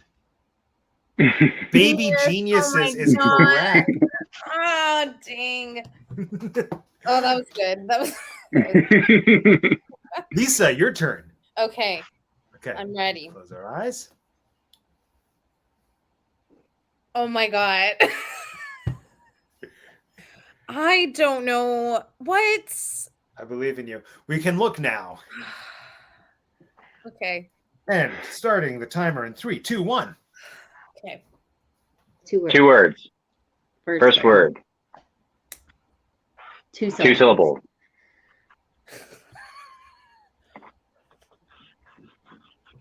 Smoking. Cigar. Coke. Chiefing. Puffing. High. A weed. Pot. Oh, Second word. I know it. Frustration. For angry. Crazy. Hysterical. Enraged.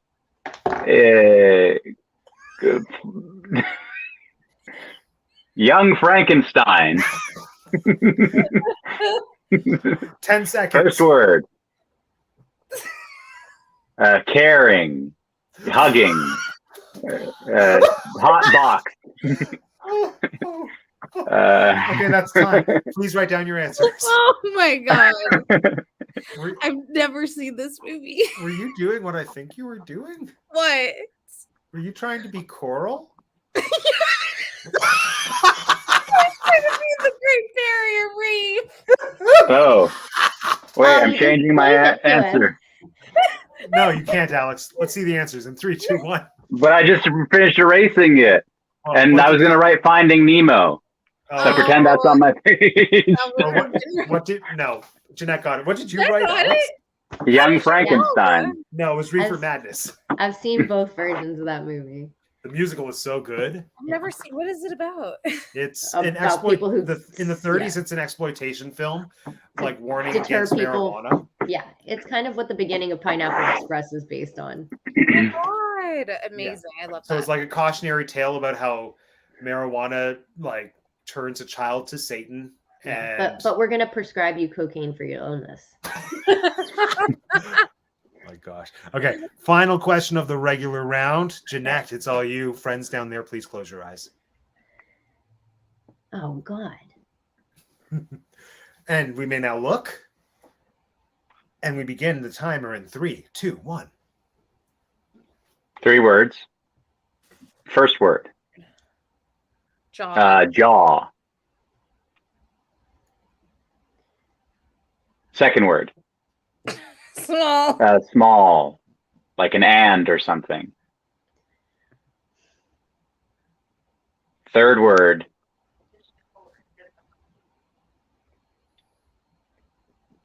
I'm not acting right now. Yeah. I'm waiting for the back. Pain. Stab in the back. Psycho. No, that's just stabbing, but no back. Backstab. Betrayal. Sounds like betrayal. I was fixing my headphones. In line with betrayal, similar to betrayal. 5, 3, 2, Jaws and betrayal. Please write down Jaws and Jaws. Okay, I think this is right. I saw a play based on the first movie. I wanted to see that play. You don't need to. It's not worth it. That's why I didn't make the effort to. It doesn't look great, but I like the idea of it. Yeah, it's a really good fringe play, if you know what I mean. Oh, okay. Yeah, I got you. Yeah. It didn't seem like good enough to drive to Toronto and pay for Toronto parking. No, it never is. Yeah, no. Okay, let's see. In 3, 2, 1. Lisa, you got it. That's only because what was it? Jaws: The Revenge. Oh, okay. Yeah.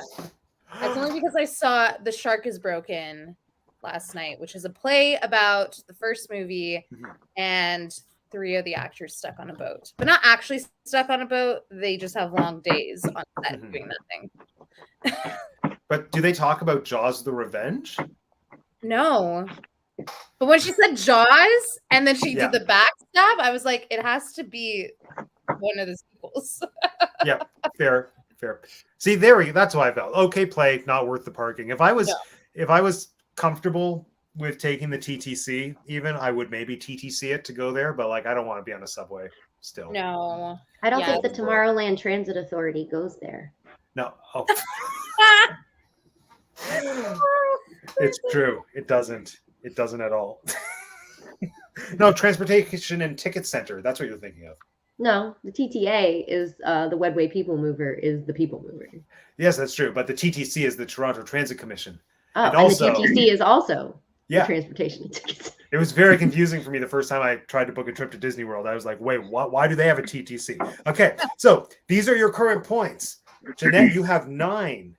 Alex, you have 4. Lisa, you have 7. What would we like to wager for the final question, which will not be charades, it will be a written answer? All of it. All of it, okay. I'm wagering 3 points. 3? Okay. Yeah, I'll wager. How many does Lisa have? Lisa has 9. Oh, Lisa has 9 too? No, Lisa has 7. Oh, sorry, no, Lisa has 7. You have 9. Yeah. Oh, okay. Well, then I'll just wager all of them because I can't figure out the math right now. Okay.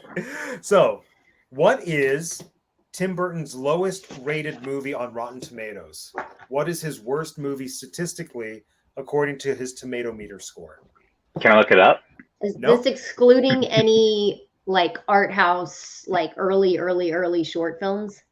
We're talking about major motion pictures? Yeah, major motion pictures. Okay. So they're all feature-length films. Are the option. I have no idea.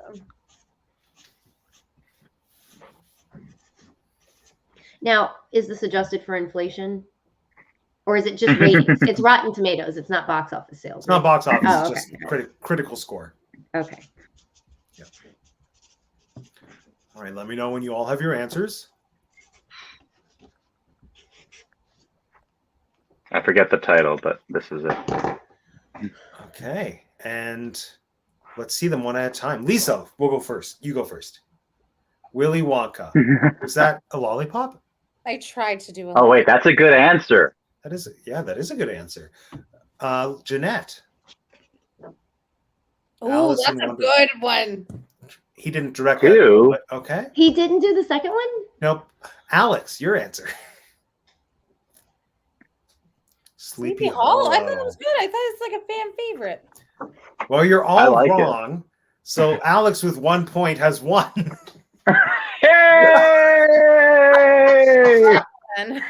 Another victory. The correct answer we were looking for was Dark Shadows. Oh yes, I walked out. That was the one movie I've ever walked out of in the theater in my life. Really? Oh, I love that one. The only movie I've ever walked out of was Reign of Fire. That's a great movie. Is that the Johnny Cash movie? No, it's the only Christian Bale movie I've ever been like, this is monotonous and pointless. There's a dragon at the end. I love dragons. That's what's confusing. I love Christian Bale and dragons. That's how I feel about I haven't seen it in a long time. Left a date in the theater, nonetheless. Whoa. What? Oh my gosh. I want to watch this movie now. I think the critic scores should explain the situation. Yeah. There it is. All right, fantastic. Well, Jeanette, I know you have to run, so we'll just quickly do your sign off, and you can let us know all your fun things that you're up to. So I will say, I know y'all are going to talk about your favorite filmmaker. I would say historically, maybe not currently, but Eli Roth is he's probably like my top guy. Him and Kubrick, but that's such a mainstream answer. So you can find me on Instagram at TinkerJ787. You can find me on We Like Theme Parks podcast, wherever you get your podcasts. And you can find me here on Teacup for One. Brilliant. Thank you, Jeanette. Until next week. Oh, yeah. Next week, our special Mars Attacks episode on Tuesday. Yes. I can't believe Alex and you made me watch that movie, but we'll discuss that next week. We'll take it up then. Okay. Bye, Jeanette. Bye. All right. Oh, wait. No, I don't want just me. Where are my other friends? There we go. Yay. All right, friends. So, yeah, just before we wrap things up, quick go around. I want to know everybody's favorite filmmaker and why. Just kind of as some insight into what you personally look for and what you consider a good film or a good film artist. My answer is Rob Marshall, who, again, some people hate a lot of his movies, and rightfully so. He has had some stinkers. But he's also the person that created Chicago, which I think is one of the greatest films of all time for various reasons. I think Rob Marshall has an incredible sense of narrative and narrative direction. Coupled with his history of a dancer, he has this beautiful spatial awareness, and the way that he blocks camera moves in service of the story is outstanding. And not even just camera, the way that his understanding of blocking actors and what they're doing alongside how the camera's moving it's outstanding. And I just love how he finds truth and stakes in otherwise frivolous seeming things.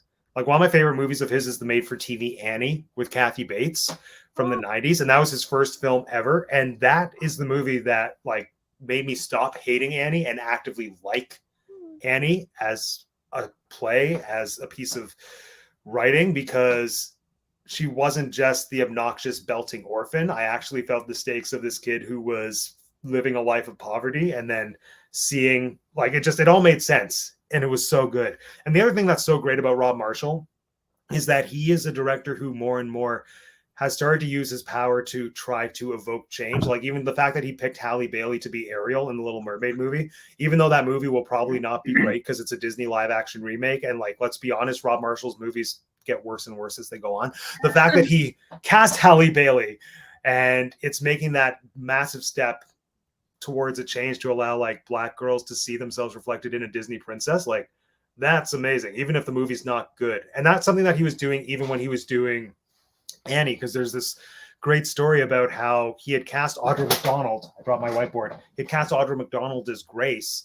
And then the network, ABC, said, you need to reshoot the ending because we don't want to see a Black woman marrying Daddy Warbucks at the end. And so then they made him get back the entire cast and crew for a full day of shooting to shoot an alternate ending. And he like shot what they wanted in one take. And he made it so bad that they wouldn't be able to use it, and used the rest of the time to shoot additional footage to make the movie even better. And to me, that is such a power move, especially at such an early point in his career, that like everything, like the way he actually makes movies, his narrative understanding, the technical element, plus the fact that he tries to make efforts to make things better. I adore him as a filmmaker, even though he's made some stinkers. So there we go. Lisa. I would say, okay, I have two. Can I have two? You can have two. I have two. So I would say I really enjoy Ava DuVernay's movies. Wrinkle in Time, is that her? Wrinkle in Time. She did Selma. She did this mini series on Netflix called When They See Us. And I just think and she also did that documentary called 13th about the 13th Amendment. I just think she's such a brilliant filmmaker and an intelligent person. And like, I just really respect her movies. And it seems like she takes a lot of care in telling stories. And I want her to make more movies. Like she should have like hundreds and hundreds of things on her resume now, but like she's doing a lot more TV stuff, which is fine. I appreciate TV. It's cool. But yeah, Ava DuVernay. And then because it's Halloween season, I have to say Mike Flanagan. He's done a lot of movies in terms of like horror, but I think his like brilliance is in his series, specifically The Haunting of Hill House. And, that's who it is. Okay. Yes. Yeah. And Midnight Mass. He's done like I think there's like 4 series right now in like the Flaniverse, which are like, you know, like mini series almost. Mm-hmm. But specifically with Hill House, it was the one where he wrote, directed, and produced it. The other ones he like did like one or the other, or like, you know, had some type of creative hand in it. But with Hill House, it is this beautiful puzzle piece of a scary, terrifying story of a family. And it is like, it breaks your heart. At least it broke my heart. But the pivotal moment where I was like, this guy is an amazing filmmaker is the 6th episode. I'm not ruining anything for you if you do see it, but it's the 6th episode, and it's like literally one shot for the whole hour. I mean, I think there's like breaks, but it's so wild because it goes in between different timelines, and for it to be 3 big shots, and it's still like telling the story of like present and past, phenomenal. Like an amazing filmmaker to like, you know, give his team that like drive to actually do such a feat. Like what? Amazing. I love him. Wonderful. I want him to do more things. I want him to like be at the helm of more of his projects. I know he's very much about like sharing the space and collaborating, but he is so good. He can do it on his own. So yeah, Mike Flanagan. Oh, I need to rewatch Hill House now. Between last week you said that your favorite ghost was in it. That's why it was in my head. Yeah, the bent neck lady. Yes, bent neck lady. So good. So good. Also, I just want to draw some attention here that Kristen tuned in just as soon as I said Rob Marshall is my favorite, and I know that she's not a fan. Oh no. Yes. Penelope Cruz's song and dance in 9 was well directed. Yes, but the rest of the movie was rough. But I mean, it's true. Like, as good as Chicago was an adaptation of that musical, 9 was an equally bad adaptation of 9 the musical. So there it is. But like I said, Rob, he's had some stinkers, but at the heart, I still think he's a great artist because he did Chicago. Chicago's brilliant. Oh, good. So good. Chicago added stakes to a musical that is so flaky and has absolutely nothing going for it on stage. I said what I said. You are so rude. Oh my God. Oh, I love it on stage. It just it's a show about spectacle, and that's what it is. Yeah. And what's the problem with that? Oh, I don't think there's any problem with that when it's on stage. But I don't think for a movie, if you hadn't adapted it the way he adapted it for the film, it wouldn't have worked. Yeah. Because when you see it on stage, and I say this after having just seen probably one of the best productions of Chicago I'll see in my lifetime. But yeah, Thelma Kelly came down from the ceiling. It was a sight to behold. Well, it was like Moulin Rouge. It had a Stratford budget, right? Exactly. Yeah. That's why. Yeah, it had a Stratford budget. Yeah. Alex, favorite filmmaker. So I don't really have one. If I had to pick, I'd say the Coen brothers. Joel and Ethan Coen. That's just by virtue of I've returned to their films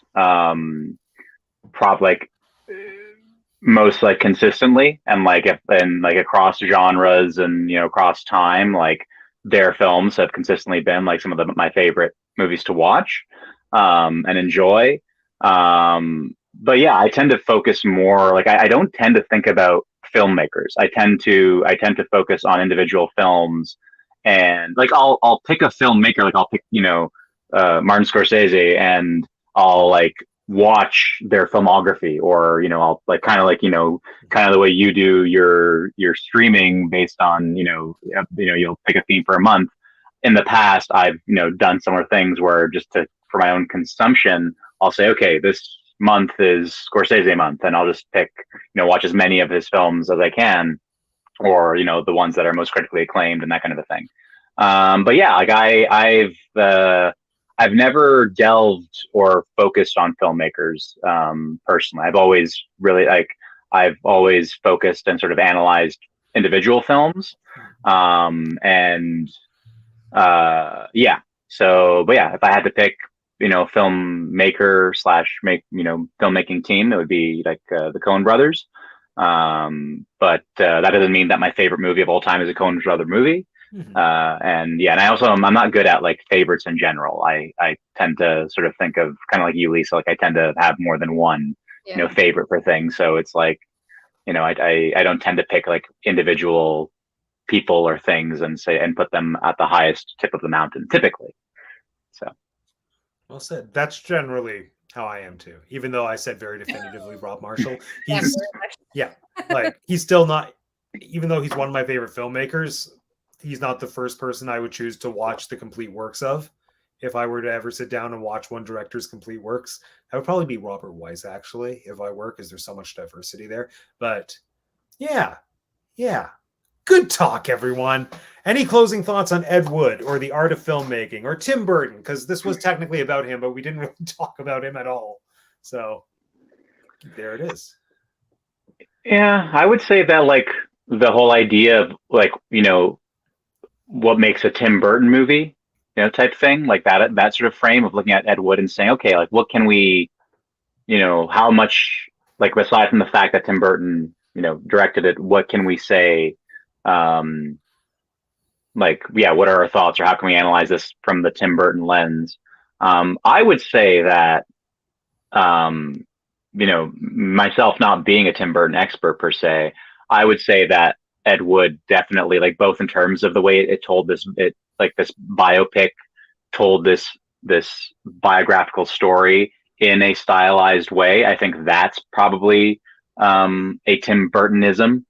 I would say, and sort of to your point, Matt, that you kind of you pointed out how, like, one, a lot of this movie, whether it's the black and white elements or some of the cinematic shots or the acting itself, how these elements are seeming nods, homages to Ed Wood, his style of filmmaking, and or like the style of filmmaking that Ed Wood was inspired by, like Orson Welles.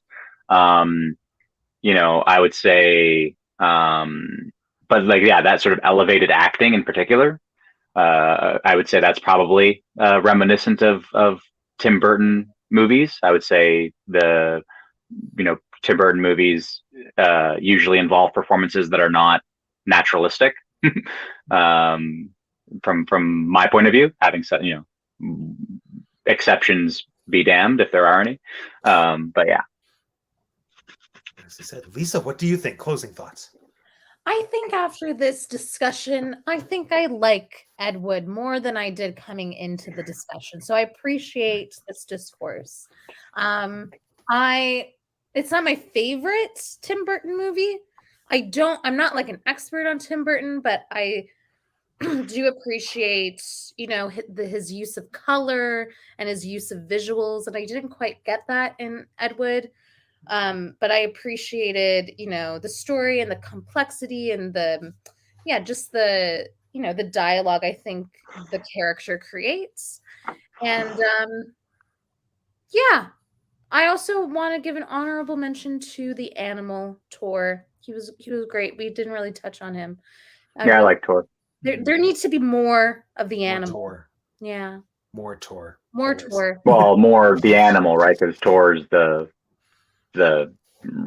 biographical character. Yeah. Whatever the animal, whatever the actor's name is. Yeah. I like them too. Yeah. More that guy. Brilliant. More the All right, animal. everyone. All right, friends. Well, thank you so much. Let's do our sign-offs. Tell all the friends watching what you're up to, who you are. Let's start with Lisa. Hi, everyone. You can follow me on Instagram at Lisa_A_Alves. And you can watch all of my fun times with my hamsters. I post a lot of, just stories. And I am a theater producer in the GTA, and I have a show coming up in November called Our Place. And it's a very funny, beautiful, heartwarming story that will be premiering at Theater Pass Marais. So if you're in Toronto, please make Pass Marais. It's gorgeous. So yeah, come out and see it if you can. If not, check us out on Instagram, Twitter, and Facebook at Cahoots Theater. And that's me. Brilliant. Thank you, Lisa. Alex.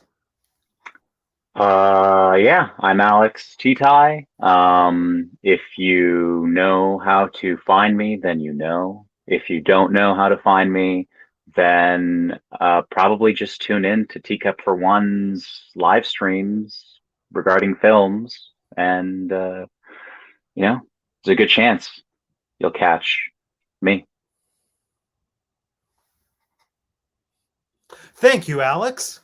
And if you're watching this channel, it's my channel. Please like, comment, subscribe. There's 9 of you watching right now. If all 9 of you hit the thumbs up button, I don't know how it helps the algorithm, but I've been told it does. So please just do that. Thank you, everyone. Join us next week. We have 2 of these shows next week, crammed into 1 week. We're going to be here on Tuesday evening to talk about Mars Attacks, because it's a personal favorite film of both Alex and Jeanette's. And now I've seen it too, and it's a movie. So we're going to discuss that on Tuesday. That'll be a discussion. And then we're going to be back next Thursday, a week from today, to talk about Sleepy Hollow, where again, we get more Johnny Depp, Tim Burton goodness, but this time there's a headless horseman. So excited to revisit that movie because it has Miranda Richardson, and she is one of my favorite actors, and she's not in nearly enough. We love Miranda Richardson.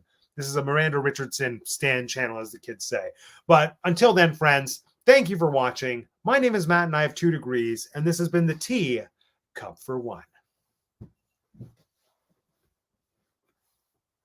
How do I end this?